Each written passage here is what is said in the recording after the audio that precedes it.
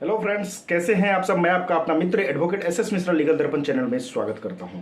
Friends, आज मैं बात करने वाला हूं कि एक लड़की पे यदि कुछ जुर्म किया जाता है उनके ससुराल पक्ष के द्वारा, तो उन स्थिति में लड़की के द्वारा कौन कौन से मुकदमे दायर किए जाते हैं कोर्ट में। डोमेस्टिक वायलेंस के केस में क्या प्रोसीजर होता है, उस केस में लड़की किस तरीके से अपना एक्शन लेती है, लड़के पक्ष के लिए किस किस पे वो एलिगेशन लगा सकती है। क्या यह कानून जो है डोमेस्टिक वायलेंस का, ये कानून सिर्फ लेडीज़ों के लिए बनाया गया है या पुरुष के लिए भी बनाया गया है। तो इन तमाम टॉपिक पे एक एक करके बात करने वाला हूं। तो इसे जानने के लिए वीडियो को लास्ट तक देखिए और वीडियो देखने के बाद अच्छा लगे तो चैनल को ज़्यादा से ज़्यादा सब्सक्राइब, लाइक और शेयर कीजिएगा। तो आइए फ्रेंड्स जानते हैं। फ्रेंड्स, जब किसी लड़की के द्वारा किसी पुरुष पक्ष पे मुकदमा दायर किया जाता है तो उस स्थिति में बहुत सारे मुकदमा वो डाल सकती है, बहुत सारे मुकदमा वो दायर कर सकती है, क्योंकि लड़कियों को कानून ने इस प्रकार का अधिकार दिया है। अब बात आती है कि ये मुकदमा दायर करने का नौबत ही क्यों आता है।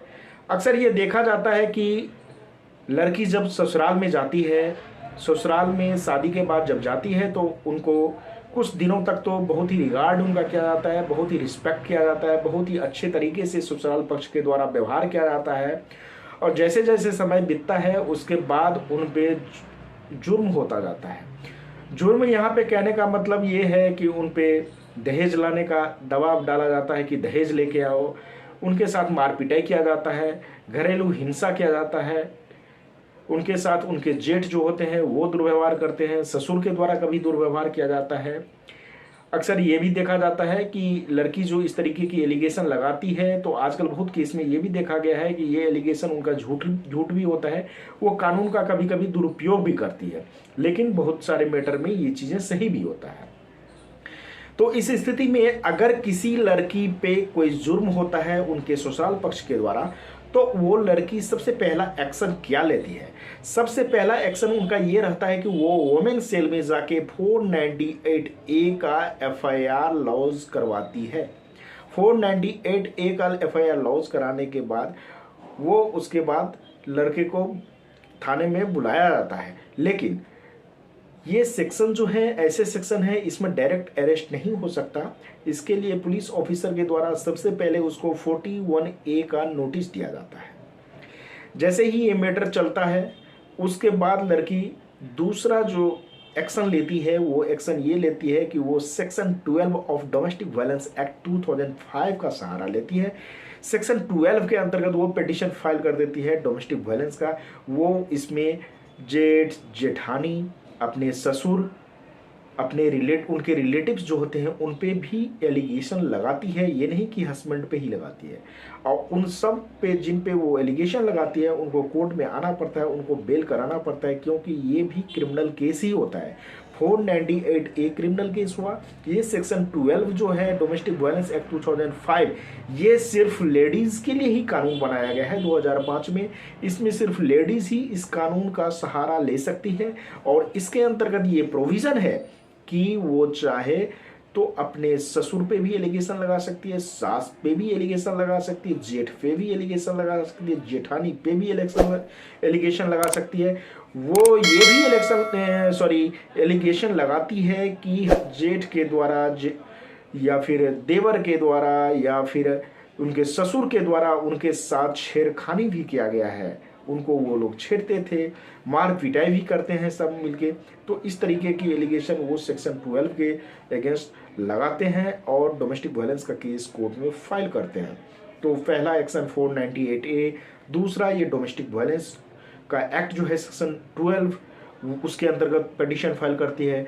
तीसरा एक्शन वो क्या लेती है कि वो जब सेपरेट रहती है अपने हस्बैंड से तो उनको मेंटेनेंस भी चाहिए, क्योंकि शादी जिसने किया है उनको अधिकार है उनको खिलाने पिलाने का। तो अब मेंटेनेंस के लिए वो CRPC के सेक्शन 125 के तहत 125 के तहत मुकदमा कोर्ट में फाइल करती है।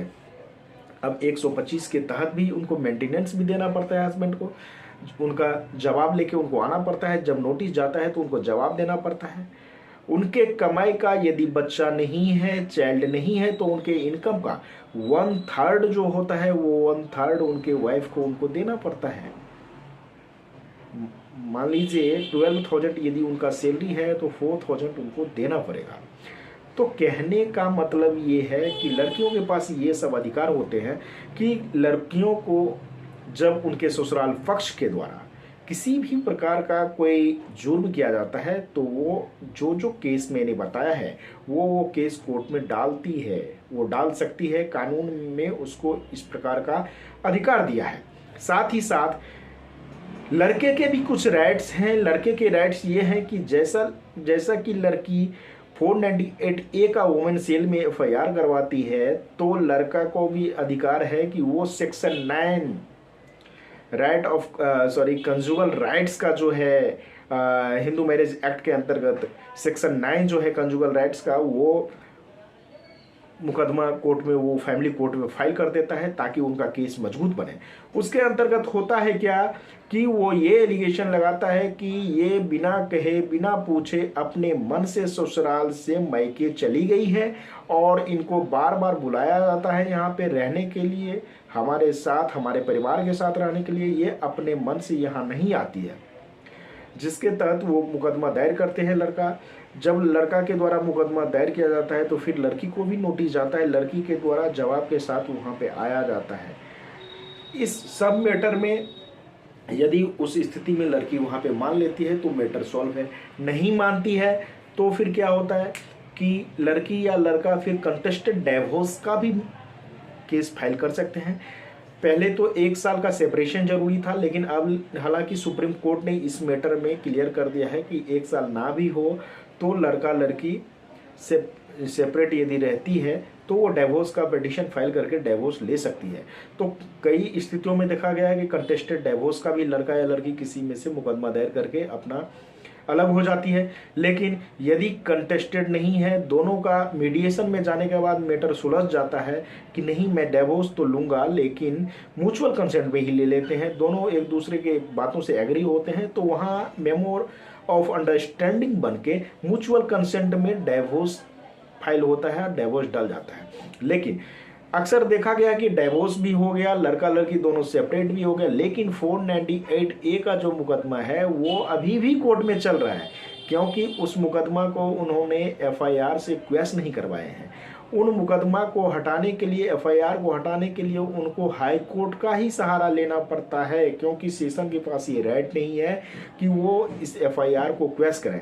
FIR को क्वेश करवाने के लिए उनको हाई कोर्ट में जाना होता है। हाई कोर्ट में जाके उनको सारे ये सब बातें जो उनके हुए हैं, जो डिवोर्स का है, जो MOU है, सबका दिखा के ग्राउंड बता के फिर वहाँ पे आर्ग्यू करके उनके FIR को क्वेश कराना पड़ता है। CRPC सेक्शन 482 के तहत FIR क्वेश कराने का प्रोविज़न है, जिसके तहत उनको FIR क्वेश कराना लेना चाहिए। क्योंकि कई बार ऐसा देखा गया है कि इधर डिवोर्स भी हो गया, सब कुछ हो गया, लड़का लड़की दोनों अलग रह रहे हैं, क्योंकि बिना डिवोर्स के तो वो दूसरा शादी कर नहीं सकते हिंदू मैरिज एक्ट के अंतर्गत। तो जब तक डिवोर्स नहीं होता तब तक शादी नहीं करेंगे। तो डिवोर्स लेके दोनों पता चलता है कि शादी भी कर लिया, इधर 498A का डेट उनका लग ही रहा है। इसीलिए जैसे ही आपका डिवोर्स होता है या मैटर सुलझ जाता है, डिवोर्स नहीं भी होता है, मैटर सुलझ जाता है, आपसी सेटलमेंट हो जाता है मीडिएशन में जाके, तो आप लोगों को सबसे पहले ये करना चाहिए कि 498A का जो आपने FIR करवाए हैं उस FIR को हाई कोर्ट से क्वेश करा लेना चाहिए। तो ये सारी प्रक्रियाएं होती है। फ्रेंड्स, आई होप कि आप लोगों को वीडियो अच्छा लगा होगा। तो आप लोगों को वीडियो कैसा लगा मुझे कमेंट करके ज़रूर बताइएगा। कोई कन्फ्यूजन हो तो आप मुझे कमेंट कर सकते हैं, मैं उसका जवाब देने का कोशिश करूंगा। यदि आपको मुझसे कॉल पे कोई कंसल्टेंसी लेना हो तो आप स्क्रीन पे दिए गए नंबर पे कॉल बुक करके मुझसे कॉल पे बात कर सकते हैं, कंसल्टेंसी ले सकते हैं। ये पेड सर्विस होगा। फ्रेंड्स, आज तक के लिए इतना ही, फिर मिलेंगे नेक्स्ट वीडियो में। तब तक के लिए धन्यवाद।